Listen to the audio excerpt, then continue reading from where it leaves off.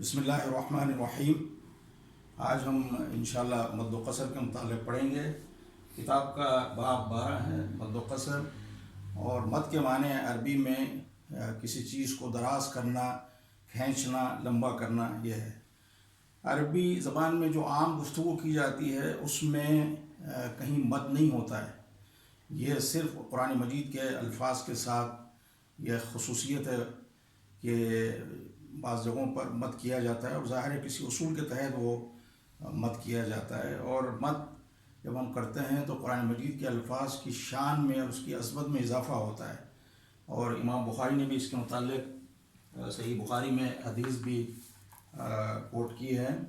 تو بنیادی طور پہ مد جو ہے وہ اس کی دو قسمیں ہیں۔ مد کی ایک ہے مد طبیعی اور دوسرا ہے مد فرعی۔ مد طبعی کا مطلب طبیعی یعنی نیچرل، جو آٹومیٹیکلی مد بنتا ہے، اور وہ بنیادی طور پہ جو ٹوٹل عربی کے 29 حروف ہیں ان میں سے 3 حروف میں مد بنتا ہے۔ اور اس کے لیے یہ ہے کہ واو ساکن ہو اور اس سے پہلے پیش ہو، اور یا ساکن ہو اور اس سے پہلے والے حرف کے نیچے زیر ہو، اور الف تو ہوتا ہی ساکن ہے اور اس سے پہلے والے حرف کے اوپر زبر ہو۔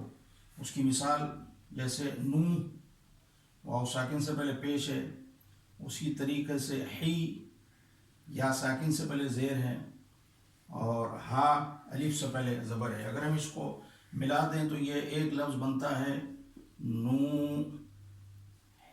ہی ہا، نو ہی ہا۔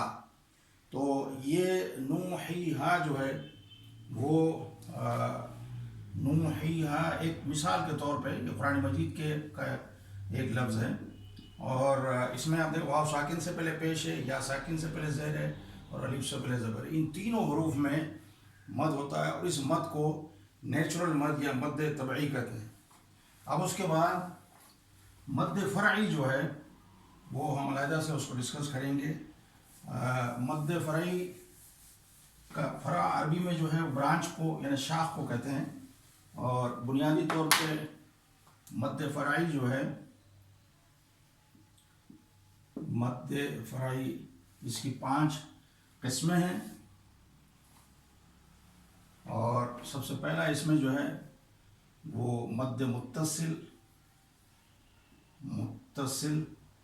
جس کو مد واجب بھی کہا جاتا ہے، ٹھیک ہے۔ اچھا، اس کو مد متصل بھی کہتے ہیں، واجب بھی۔ اس کے لیے 2 چیزیں ہیں مد کے واقع ہونے کے لیے۔ ایک جو ہے وہ سبب مد ہوتا ہے، یعنی سبب مد، اور دوسرا جو ہے وہ شرط مد ہے۔ اچھا، شرط مد، بلکہ اس کو ہم اس طرح لیں کہ شرط مد اور اس کے بعد پھر سبب آتا ہے، سبب مد۔ تو شرط مد عام طور پہ جو ہے وہ حروف مدہ، جس کا بھی اوپر ہم نے ذکر کیا ہے، حروف مدہ یعنی واو ساکن سے پہلے پیش ہو، یا ساکن سے پہلے زیر ہو، یا الف سے پہلے زبر ہو، اور یا پھر حروف لگینہ، یہ 2 ہیں حروف لگینہ جو سافٹ پڑھے جاتے ہیں، واو ساکن سے پہلے زبر یا ساکن سے پہلے زبر ہو، حروف لگینہ۔ تو یہ شرط ہے مد کی۔ اور جو چیزیں سبب بنتی ہیں وہ 3 چیزیں ہیں۔ ایک تو جزم جس کو سکون کہا جاتا ہے، اور دوسرا شدہ، اور تیسرا جو ہے وہ حمزہ ہے۔ ان تینوں میں سے کوئی ایک اگر حرف مد کے بعد یا حرف لین کے بعد آ جائے تو یہ جو ہے وہ مد کی یہ شرائط ہیں اور یہ سبب ہیں۔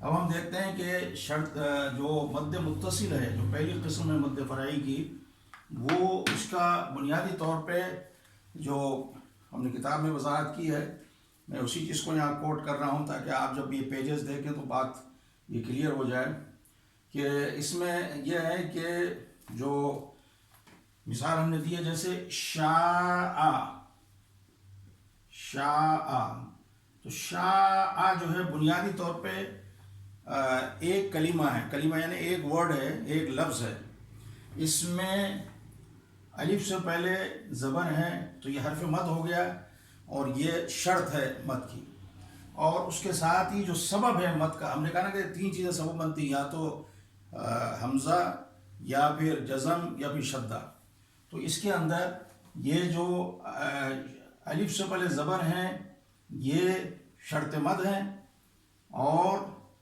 جو حمزہ ہے وہ سبب مد ہے۔ اچھا، اب چونکہ شرط مد اور سبب مد ایک ہی کلمے میں آیا ہے، ایک ہی ورڈ میں آیا ہے، تو اسی لیے اس کو مد متصل کہتے ہیں۔ متصل یعنی جو اٹیچڈ ہوتا ہے، جو ملا ہوا ہوتا ہے، ٹھیک ہے۔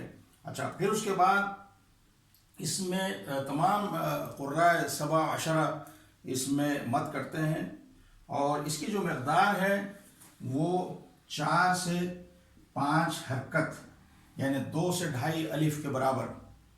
اچھا، چونکہ یہ مد واجب ہے تو اس کا کرنا ضروری ہے۔ اور اس کے بعد جو دوسری جو قسم ہے مد کی وہ ہے مد منفصل۔ منفصل انفصال کہتے ہیں الگ ہونے کو۔ تو اس میں اور اس میں فرق بنیادی طور پہ یہ ہے کہ اس میں بھی ظاہر وہی چیز ہے کہ شرط مد ہو اور سبب مد ہو، بس فرق یہ ہے کہ اس میں شرط مد اور سبب مد دونوں ایک ہی کلمے میں ہوتے ہیں، اور اس میں شرط مد اور سبب مد جو ہے وہ الگ الگ کلمے میں ہوتے ہیں۔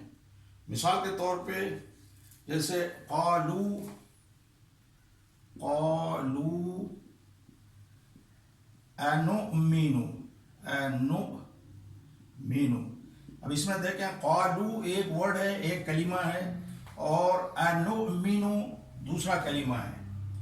تو اس میں قالو پہلا کلمہ کے آخر میں واو ساکن سے پہلے پیش ہے، تو یہ الف تو سے یہ اس کی جمع کی علامت ہے، یہ پڑھا نہیں جاتا ہے، تو واو ساکن سے پہلے پیش ہے، تو یہ جو واو ساکن سے پہلے پیش ہے یہ حرف مد، یہ ہے اس کے اندر شرط، یہ شرط مد ہو گئی، اور اس کے فوراً امیڈیٹ بعد دوسرے کلمے کا آغاز جو ہے وہ حمزہ سے ہو رہا ہے، نؤمن، تو حمزہ جو ہے وہ سبب مد بنتا ہے۔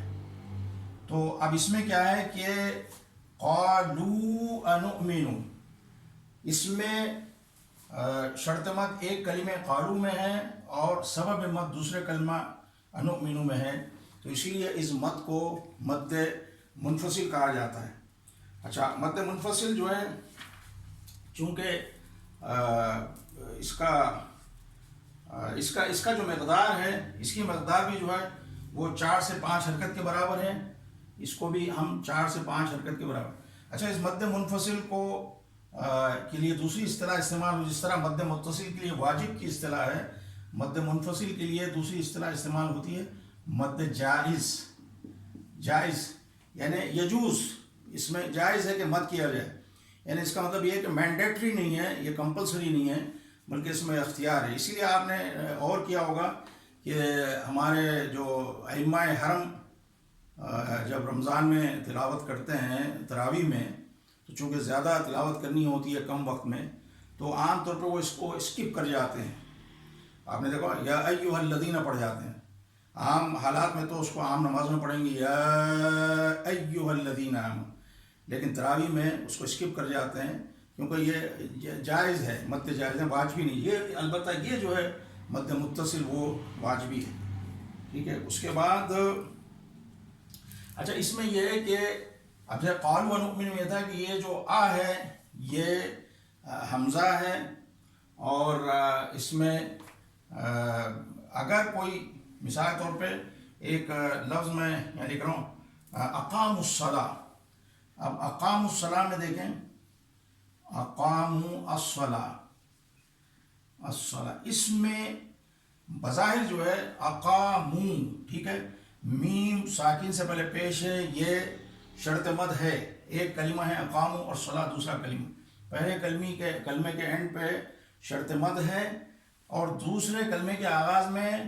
الف تو ہے، یعنی لیکن یہ حمزہ جو ہے حمزۃ الوصل کہلاتا ہے، یعنی اس کو اگر علیحدہ لکھیں گے تو الصلاۃ، تو یہ حمزۃ الوصل ہے، یہ صرف لفظ کو پڑھا جانے کے لیے عارضی طور پہ استعمال ہوتا ہے، لیکن اس سے پہلے کوئی لفظ اگر آ جائے تو پھر وہ گر جاتا، ساقط ہو جاتا ہے، تو اس لیے اس میں جو ہے مد نہیں ہوگا. اس کو پھر اقاموا الصلاۃ نہیں کہیں گے بلکہ اقاموا الصلاۃ. اسی طرح ایک اور مثال بھی جو میں نے یہاں کتاب میں دی ہے، فی الارض، اس میں بھی یہ ہے، فی میں بظاہر تو شرط مد ہے یا ساکن سے پہلے زیر ہے، لیکن اس کے بعد الارض جو ہے وہ چونکہ لام سے مل رہا ہے اور بیچ کا جو الف ہے وہ حمزۃ الوصل ہے، حمزہ وہ نہیں پڑھا جاتا ہے، تو اس کے اندر بھی مد نہیں ہوگا. تو یہ ہو گیا مد منفصل. تیسری قسم جو مد کی ہے وہ مد صلہ، مد صلہ، اور یا اس کو مد تلفظی بھی کہتے ہیں، مد تلفظی. اچھا، بنیادی طور پہ یہ بھی مد صلاحی ہے، لیکن یہ مد منفصل ہی ہے، لیکن اس کو ہم اس لیے کہتے ہیں کہ اس میں جو مثال طور پہ میں لفظ لکھوں گا تو آسانی سمجھ میں آئے گا، عندہ الا، عندہ الا، ٹھیک ہے. عندہ الا میں دیکھیں کہ عندہ جو ہے یہ ایک کلمہ ہے اور الا دوسرا کلمہ ہے. اب پہلے کلمے کے اینڈ میں ہو جو ہے بظاہر ہم کو نظر ایسے آ رہا ہے کہ یہاں پر حرف مد ہے، یہ بنیادی طور پر حرف مد ہے، اس لیے کہ ہو یہ تلفظ میں ہے، یعنی اس میں حروف کی شکل میں نہیں ہے، تلفظ میں ہے. مثال کہ اس کو اگر آپ لکھنا چاہیں گے ہو کو کیسے لکھیں گے، عندہ کو، یہ اصل میں اس طریقے سے عندہ ہو. اب دیکھیں جب اس کو کھولیں گے آپ تو یہ واو ساکن ہے، اس سے پہلے پیش ہے، یہ حرف مد ہے، اور پھر اس کے بعد امیڈیٹ فوراً جو دوسرا کلمہ ہے اس کا آغاز حمزہ سے ہو رہا ہے، تو یہ شرط مد ہو گیا اور یہ جو ہے اس کا سبب بن گیا ہے. تو یہ بھی جو ہے یہ مد صلہ. تو بنیادی طور پر یہ مد منفصل ہی ہے کہ دو کلموں میں، ایک کلمے میں شرط مد اور دوسرے میں سبب مد ہے، لیکن یہاں یہ ہے کہ یہ حروف میں لکھا ہوا ہے اور یہ تلفظ میں یہ بن رہا ہے، مد بن رہا ہے، حرف مد بن رہا ہے، اس لیے اس کا نام تلفظ مد صلہ یا مد تلفظی اس کو نام دیا گیا ہے. اور اس کی مقدار جو ہے وہ بھی 4 سے 5 حرکت کے برابر ہے. اس کو بھی 4 سے 5 حرکت کے برابر اسے کھینچا جائے گا، ٹھیک ہے. اچھا، اس کے بعد آ جائیں جو چوتھی قسم ہے مد کی، وہ ہے مد عارض. مد عارض یا مد عارض سے مراد ہے یہ عارضی. اس میں یہ ہے کہ آپ اگر کوئی لفظ، مثال کے طور پہ یہاں ایک مثال میں لکھتا ہوں، یؤمنون، یؤمنون، اب اصل لفظ ہے یؤمنون، لیکن اگر ہم یہاں رک رہے ہیں، وقف کر رہے ہیں، تو ظاہر حالت وقف میں جو آخری حرکت ہے وہ گر جاتی ہے، تو یہ بن جاتا ہے یؤمنون، ٹھیک ہے. تو اب یہاں دیکھیں کہ یہ ایک ہی ورڈ ہے، یہ ایک ہی لفظ ہے، ایک ہی کلمہ ہے، یہاں واو ساکن سے پہلے پیش ہے، یہ کیا ہے، حرف مد ہے، یہ مد کی شرط ہے، ٹھیک ہے، یہ شرط مد ہو گئی. اور اس کے بعد یہاں نون جو ہے وہ گرچہ کے متحرک ہے، لیکن ہم جب یہاں رک رہے ہیں، وقف کر رہے ہیں، تو یہ ساکن بن رہا ہے، تو یہ جو ہے یہ سبب بن جاتا ہے، یہ سبب مد ہے. اچھا، چونکہ صرف حالت وقف میں یہ ساکن بن رہا ہے نون عارضی طور پہ، تو اسی لیے اس کو مد عارض کہا جاتا ہے. اور اس میں گنجائش ہے کہ اس کو ہم چاہیں تو 2 حرکت کے برابر پڑھیں، قصر یا توسط یعنی 4 حرکت، یا طول یعنی 6 حرکت، تینوں اس میں جائز ہے. اس کو آپ قصر بھی کر سکتے ہیں، مثال کے طور پر یؤمنون، اور پھر اس کو توسط کے ساتھ یؤمنون، اور چاہے تو طول 6 حرکت کے برابر یؤمنون. تو تینوں طریقوں سے یہ جائز ہے، اور اس کو مد عارض کو تینوں طریقوں سے پڑھا جا سکتا ہے. اور اس میں حرف مد کے علاوہ جو دوسرا شرط بن سکتی ہے وہ حرف لین بھی ہے. مثال کے طور پہ ایک کلمہ ہے الصیف، الصیف، ٹھیک ہے، الصیفی، ٹھیک ہے. اب یہاں دیکھیں یا ساکن سے پہلے زبر ہے، یہ حرف لین ہو گیا، تو یہ ہو گیا شرط مد. اور فا بظاہر متحرک ہے، اس کے نیچے زیر ہے، لیکن حالت وقف میں یہ حرکت گر جائے گی اور یہاں جزم بن جائے گا، تو یہ جو جزم ہے یہ سبب مد بنتا ہے. تو شرط مد اب یہ چونکہ سبب عارضی ہے، یعنی وقف کی وجہ سے اس پہ سکون آیا ہے، تو یہ اس لیے مد عارض کہلاتا ہے۔ تو گویا ہمیں پتہ چلا کہ مد عارض میں دونوں چیزیں ہو سکتی ہیں، جو شرط مد ہے وہ حرف مد بھی ہو سکتا ہے اور حرف لین بھی ہو سکتا ہے، اور سبب جو ہے وہ سکون ہے۔ اور اس کے بعد جو آخری جو مد کی قسم ہے وہ مد لازم ہے۔ مد لازم، اور یہ لازم لفظ لازم سے آپ نے سمجھ لیا کہ مد لازم کا تو کمپلسری ہے، اسے ہر حال میں ہم نے یہاں پر جو ہے وہ مد ہم نے کرنا ہی کرنا ہے۔ اچھا، اس میں مد لازم جو ہے اس کی بنیادی طور پہ دو قسمیں ہیں۔ ایک مد لازم کلیمی کہلاتی ہے، اور دوسرے مد لازم حرفی کہلاتی ہے۔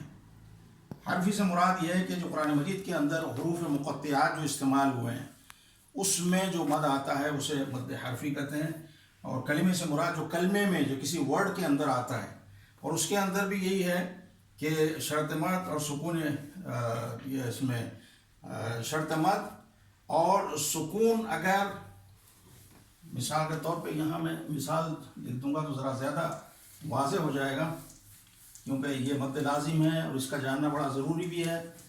اور اب دیکھیں، مد لازم کلیمی کی میں مثال لکھ رہا ہوں۔ مد لازم کلیمی یعنی جو کلمے میں جو آیا، کسی ورڈ کے اندر آیا ہے، اس کی مثال میں لکھتا ہوں تو اس سے جو ہے وہ واضح ہو جائے گا۔ مثال کے طور پہ ایک لفظ ہے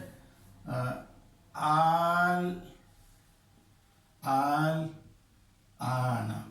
اب آنا میں دیکھیں آپ، بنیادی طور پہ یہ جو ہے وہ کیا ہے کہ دو الف ہے نا، ٹھیک ہے، یعنی یہ حرف مد ہے۔ الف کے اوپر جب کھڑا زبر آ جاتا ہے تو یہ حرف مد بن جاتا ہے، تو اس حرف مد یہ شرط ہو گیا ہے، اور پھر اس کے اندر جو سبب بن رہا ہے وہ لام کے اوپر جو سکون ہے، اور یہ سکون جو ہے یہ پرماننٹ ہے، یعنی یہ جو جزم ہے یا سکون ہے یہ پرماننٹ ہے، مطلب کسی عارضی طور پہ وقف کی وجہ سے نہیں ہے۔ اور قرآن مجید کے اندر یہ سورہ یونس میں صرف 2 جگہ ہے، اور قرآن میں اس کے علاوہ سکون کے ساتھ مد لازم کہیں نہیں ہے، ٹھیک ہے۔ اس کے بعد دوسری جو نوعیت ہے مد لازم کی، ایک کلمہ ہو گئی، اور دوسری جو ہے مد لازم حرفی ہے، یعنی جو حروف مقطعات میں جو مد بنتا ہے، اور اس کی مثال میں آپ کو دوں گا، جیسے نون ہے، نون والقلم۔ اب نون والقلم صرف یہ نون لکھا ہوا ہے، حرف لکھا ہوا ہے، لیکن اگر اس کو آپ ورڈز میں لکھیں گے تو کیا بنے گا؟ یہ بنے گا نون۔ تو اس میں کیا ہو گیا ہے؟ واو ساکن سے پہلے پیش، یہ شرط مد ہو گیا، اور نون ساکن جو ہے وہ پرماننٹ سکون ہے، یہ جو ہے سبب بن گیا، تو یہ مد لازم ہو گیا، اور یہ مد لازم حرفی کہلے گا۔ اسی طرح نون کی طرح، اسی طرح قاف ہے، قاف میں بھی ہے کہ الف سے پہلے قاف کے اوپر زبر ہے، یہ شرط مد ہو گیا، اور فا کے اوپر جو سکون آئے گا وہ سبب مد بنے گا، تو یہ مد لازم حرفی کہلاتا ہے، ٹھیک ہے۔ اچھا، اسی طریقے سے یہ خفیف کہلاتے ہیں، یہ دونوں مد لازم کلمی، اور یہ جو میں نے مثالیں دی ہیں یہ خفیف اس لیے کہ ان میں جو سبب مد ہے وہ ہلکا لائٹ ہے، یعنی سکون ہے۔ اچھا، اس کے برخلاف جو دوسری نوعیت ہے مد لازم کی، وہ خفیف کی جگہ وہ ہو جائے گی مثقل یعنی ہیوی، بھاری، یعنی مد لازم کلمی مثقل یعنی ہیوی، اور اس کی مثال بھی میں آپ کو دے دیتا ہوں۔ مد لازم کلمی مثقل جو ہے، جیسے الحاقۃ،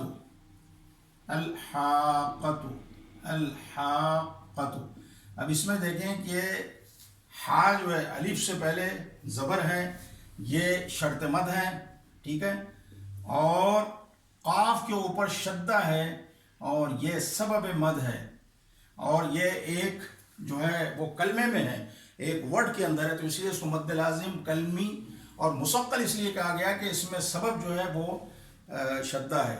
اس سے پہلے خفیف جو کہا مثال دی گئی تھی وہ اس لیے کہ اس کے اندر سبب مد جو تھا وہ جزم تھا یعنی سکون تھا, اور یہاں پر شدہ ہے. تو الحاق کا اسی طریقے سے وَلَضَّالِّينَ الضالین, الضالین اس میں بھی دیکھیں الضالین, ٹھیک ہے. یہاں بھی کیا ہے, الف سے پہلے زبر ہے, یہ شرط مد ہو گئی, اور لام کے اوپر شدہ ہے, یہ سبب مد اور ایک ہی کلمے میں ہے. تو یہ جو ہے مد لازم کلمی مستقل ہے. کلمی اس لیے کہ کلمے کے اندر ہے.